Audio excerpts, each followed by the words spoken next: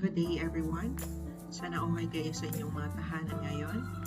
And nandito po tayo ulit para ituturo sa inyo kung paano gumawa, how to make a Tarpapel using Excel file.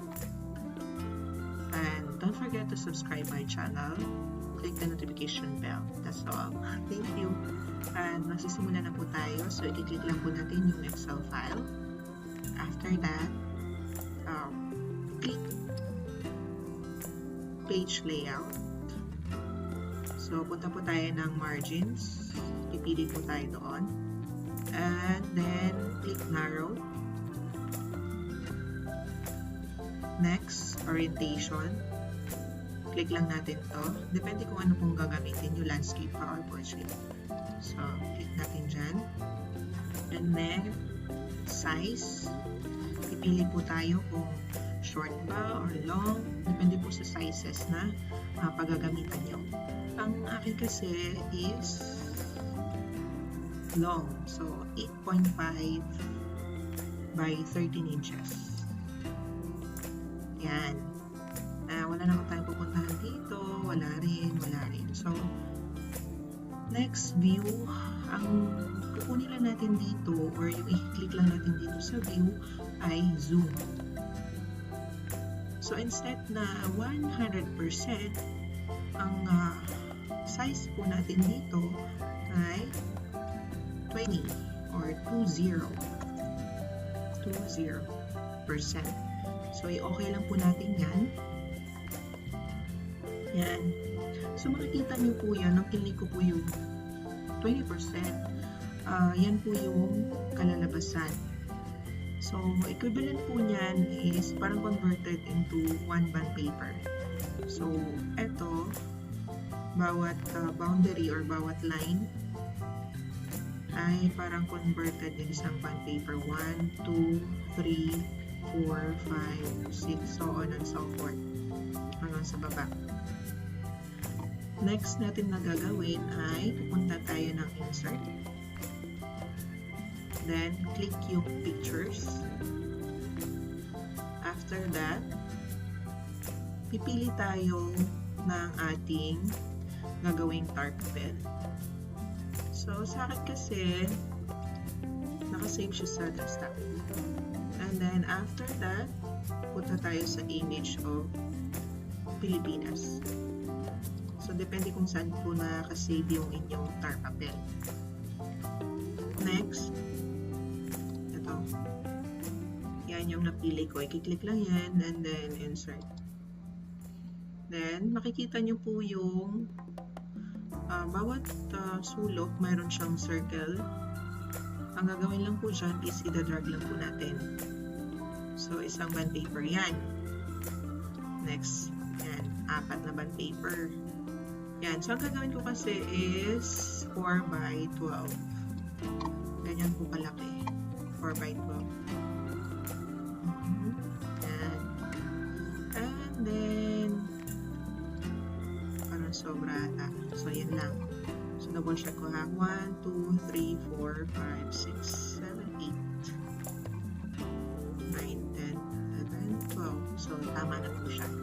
So, ganyan po kalaki. So, bali 12 pieces na bond paper, long bond paper. And then, after nyan, punta ka ng file to print out na. So, print. Click mo lang dyan, file, print, and then, makikita mo na agad siya. So, ito yun ang ginawa mo. So, 1, makikita mo dito, 1 of 12. So, double check natin kung may kulang pa. May nagkamali ba tayo or what, na-reformat na may baba. So, ito double check natin just to make sure. 1, 2, 3, 4, 5, 6. So, pare-pareho po siya ng size. 10, 11, 12. So, wala na. That's the end. Next. So, na-confirm naman natin na okay naman siya. Punta tayo ng pages. 1, 2, 12. Ganun lang. Oh, 12. So, okay na to. 8.5 by 13 inches. Narrow. scaling. So, okay na yan. So, dyan, pwede na. Ipiprint out na natin siya. So, yun lang po. Sana may matutunan kayo or nagustuhan niyo po yung presentation ko on how to make a Tarpapel using Excel file. Hanggang sa muli. Bye-bye. Salamat po.